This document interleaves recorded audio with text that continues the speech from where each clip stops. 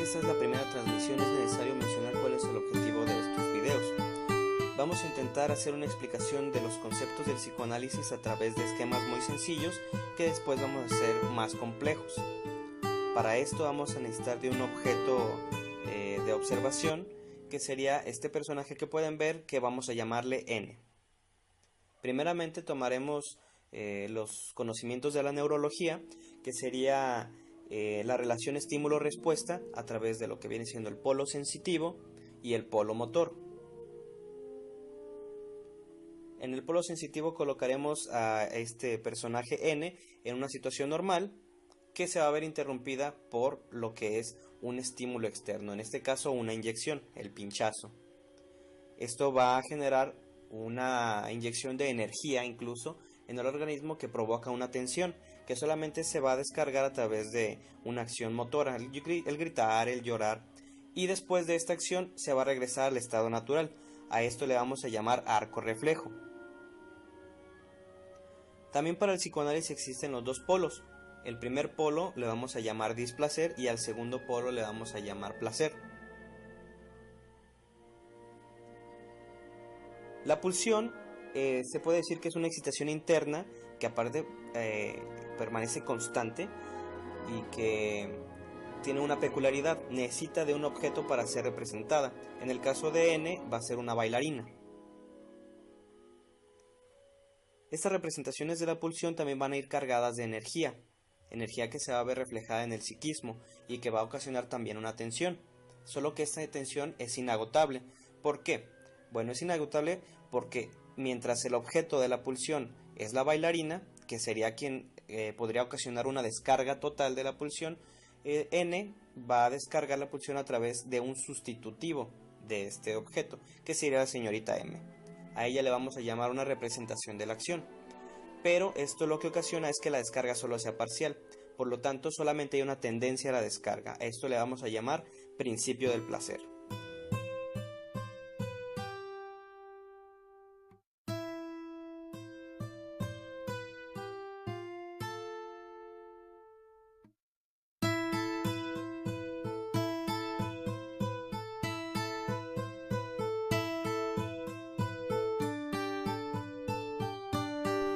Psicología de las masas y análisis del yo. El siguiente documental trata de explicar por un lado la psicología de las masas sobre la base de los cambios que tienen lugar en la psicología de la mente individual. Por el otro, lleva un paso más allá de la investigación de Freud sobre la anatomía estructural de la psique. En la vida anímica del individuo, el otro cuenta con total regularidad como modelo, como objeto, como auxiliar y como enemigo. Es por eso que desde el comienzo de la psicología individual es simultáneamente psicología social. La relación del individuo con sus padres y hermanos, con su objeto de amor, con su maestro y con su médico, vale decir todos los vínculos que han sido hasta ahora indagados preferentemente por el psicoanálisis, tienen derecho a reclamar que se les considere fenómenos sociales. Por tanto, la psicología de las masas trata al individuo como miembro de un linaje, de un pueblo, de una casta, de un estamento, de una institución o como un integrante de una multitud organizada en forma de masa durante cierto lapso y para un determinado fin. Según la teoría de Le Bon, ¿qué es entonces una masa que le presta la capacidad de influir tan decisivamente sobre la vida anímica del individuo y en qué consiste la alteración anímica que impone éste? Lo que brinda el material a la psicología de las masas es en efecto la relación alterada del individuo. Hallarse transformado en una masa los dota de una especie de alma colectiva. En virtud de la culpa sienten, piensan y actúan de manera enteramente distinta a como lo harían de manera aislada. Los individuos dentro de la masa están ligados en una unidad. Tienen que haber algo que los una y este medio de unión podría ser justamente lo característico de la masa. La mayoría de nuestras acciones cotidianas son efecto de motivos ocultos que escapan a nuestro conocimiento. En la masa desaparecen las adquisiciones de los individuos y por lo tanto su peculiaridad. Le Bon plantea que existen factores que provocan estas maneras de actuar del individuo dentro de las masas. La primera causa consiste en que dentro de la masa el individuo adquiere por el solo hecho del número un sentimiento de poder invencible que le permiten entregarse a instintos que de estar solo habría sujetado forzosamente. El individuo, al entrar en la masa, queda sometido a condiciones que le permiten echar por tierra las represiones pulsionales inconscientes. La segunda causa es que en la multitud todo sentimiento y todo acto son contagiosos y en grado tan alto que el individuo sacrifica fácilmente su interés personal al interés colectivo, esto siendo contrario a su naturaleza. Una tercera causa se refiere al que el ser humano puede ser puesto en un estado tal que, tras perder por entero su personalidad consciente, obedezca a todas las sugestiones de quien le ha quitado aquella y cometa los actos más contrarios a su carácter y costumbres. Bajo la influencia de una sugestión, un impulso irresistible lo llevará a ejecutar ciertos actos. Los principales rasgos del individuo integrante de la masa son entonces la desaparición de la personalidad consciente de los sentimientos e ideas en el mismo sentido por sugestión y contagio, la tendencia a transformar inmediatamente en actos las ideas sugeridas, el individuo deja de ser el mismo y se ha convertido en un autómata carente de voluntad. Dejemos ahora a los individuos y atendamos a la descripción del alma de las masas tal como Lewin lo plantea. Para él, la masa es impulsible, voluble y excitable, e guiada casi por el inconsciente. Los impulsos a que obedece pueden ser, según las circunstancias, nobles o crueles, heroicos o cobardes. Abriga un sentimiento de omnipotencia. El concepto del imposible desaparece para el individuo inmerso en la masa, ya que dentro de la masa nada es imposible. Los sentimientos de la masa son siempre muy simples y exaltados, por eso no conoce la duda ni la certeza. La masa solo es excitada por estímulos desmedidos, quien quiere influirla no necesita prestarle argumentos lógicos, es tan intolerable como obediente ante la autoridad. Lo que pide de sus héroes es fortaleza y violencia, quiere ser dominada y sometida y temer a sus amos. La masa está sujeta al poder verdaderamente mágico de la palabra. Esta provoca las más temibles tormentas en el alma de las masas y pueden también a su vez calmarlas. Las masas nunca conocieron la sed de la verdad. Piden ilusiones a las que no pueden renunciar. Lo irreal siempre prevalece sobre lo real. La masa es un rebaño obediente que nunca podría vivir sin su señor. Tiene tal sed de obedecer que se subordina instintivamente a cualquiera que se digne como tal. Si la necesidad de la masa solicita un conductor, éste tiene que corresponderle con ciertas propiedades personales para provocar las creencias de la masa. El mismo tiene que estar fascinado por una intensa creencia en una idea. Debe poseer una voluntad poderosa, imponente, que la masa sin voluntad la acepte. Con relación al rendimiento intelectual, es un hecho que las grandes conquistas del pensamiento, los descubrimientos importantes y la solución de problemas solo son posibles para el individuo que trabaja en solitario. Pero también el alma de las masas es capaz de geniales creaciones espirituales. Sin embargo, su capacidad intelectual se ve disminuida al entrar en la masa. La condición que se requiere para que los miembros de una multitud de seres humanos agrupados por casualidad formen algo semejante a una masa en sentido psicológico es que estos individuos tengan algo en común. Por un objeto deben tener cierto grado de capacidad para influenciarse recíprocamente. Mientras más fuertes sean estas relaciones de comunidad, con tanto mayor facilidad se forma a partir de los individuos una masa psicológica y tanto más llamativa son las manifestaciones de un alma de la masa. Ahora bien, el fenómeno más notable y al mismo tiempo el más importante es el incremento de la afectividad que provoca en cada individuo. Puede afirmarse, a juicio de McDougall, que los afectos de los hombres difícilmente alcanzan bajo las condiciones la intensidad a que pueden llegar dentro de una masa. En verdad es una sensación gozosa para sus miembros entregarse así sin barreras a sus pasiones y de ese modo confundirse entre la masa y perder el sentimiento de su individualidad. En definitiva, no es tan asombroso, pues que los individuos de la masa hagan o aprueben cosas que le habrían dado la espalda en su vida cotidiana. La identificación es la forma más primitiva de enlace afectivo de un objeto. Esta es conocida en el psicoanálisis como la manifestación más temprana de un enlace afectivo a otra persona y desempeña un rol importante en el papel de la prehistoria del complejo de Edipo. En este, el niño muestra la identificación hacia el padre. El niño manifiesta un especial interés por él, quisiera ser como éste y reemplazarlo en todo, mientras que por otro lado tiene el deseo de tomar a su madre como objeto de sus instintos libidinosos, con un enlace de orden sexual hacia ella. ambos enlaces coexisten hasta que llega el momento de que la vida psíquica tiende a la unificación, van aproximándose, basta acabar por encontrarse y de esta confluencia nace el complejo de Edipo normal. La identificación ha ocupado el lugar de la elección de objeto, transformándose esta por regresión en una identificación. Sabemos ya que la identificación representa la forma más temprana y primitiva del enlace afectivo. Siguiendo una dirección regresiva, se convierte en sustitución de un enlace lívido a un objeto, como por introyección del objeto en el yo.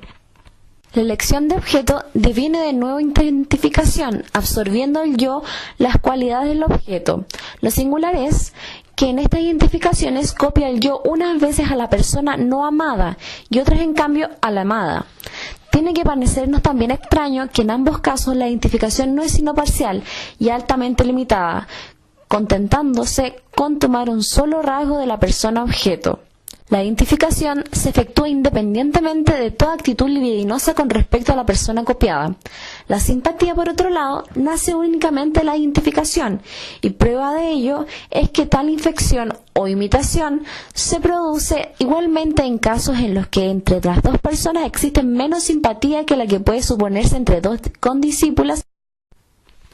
En un cierto número de casos, el enamoramiento no es sino un revestimiento de objeto por parte de los instintos sexuales, revestimiento encaminado a lograr una satisfacción sexual directa y que desaparece con la consecución de este fin.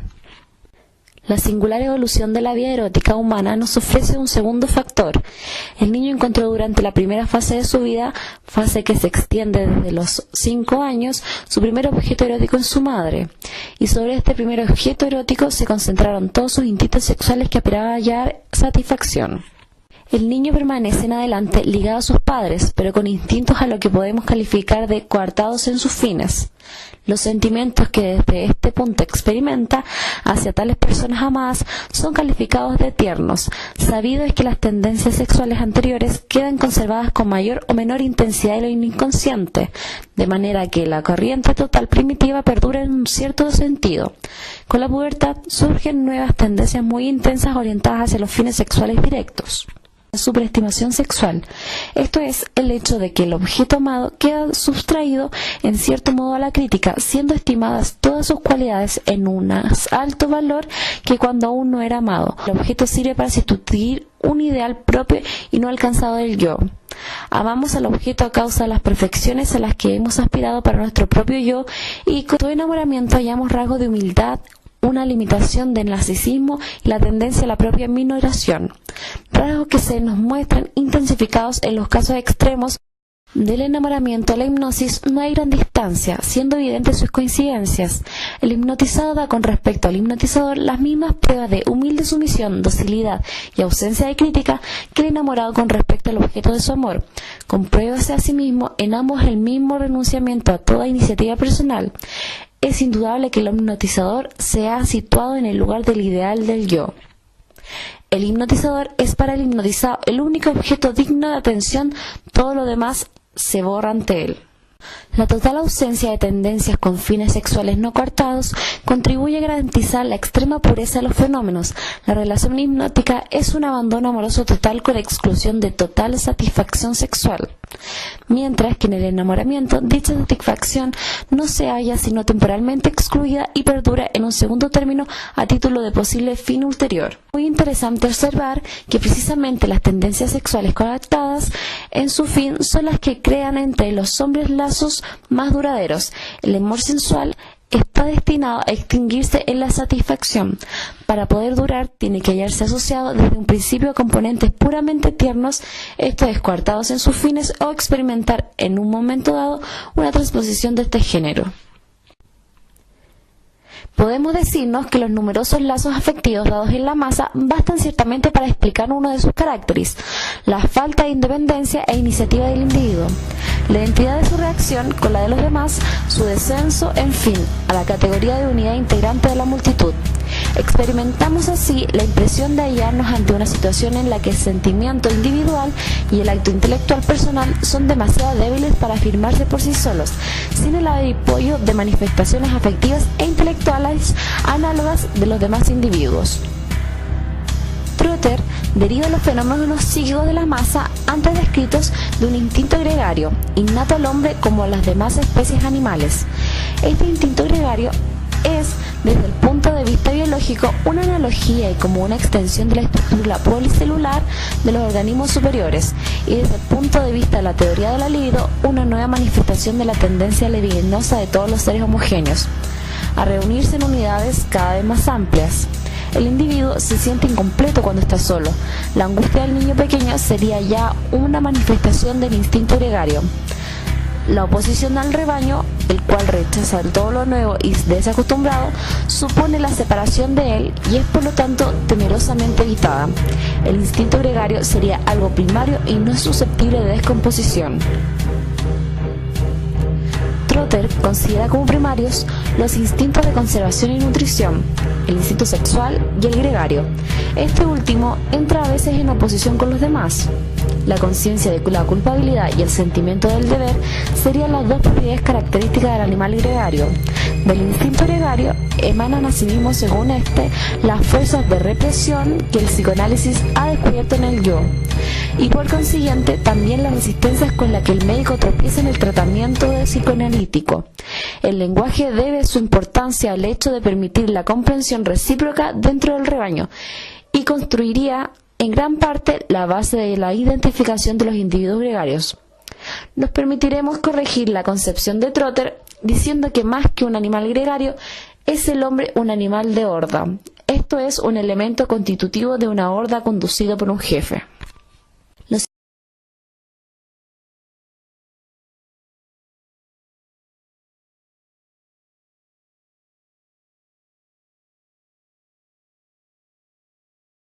Polo le vamos a llamar displacer y al segundo polo le vamos a llamar placer. La pulsión se puede decir que es una excitación interna que aparte permanece constante y que tiene una peculiaridad: necesita de un objeto para ser representada. En el caso de N va a ser una bailarina. Estas representaciones de la pulsión también van a ir cargadas de energía que se va a ver reflejada en el psiquismo y que va a ocasionar también una tensión.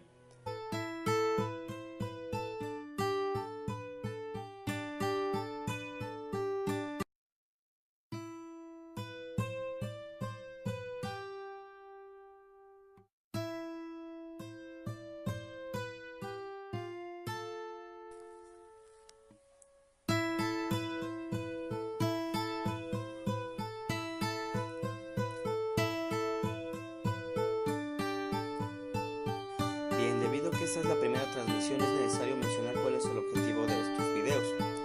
Vamos a intentar hacer una explicación de los conceptos del psicoanálisis a través de esquemas muy sencillos que después vamos a hacer más complejos.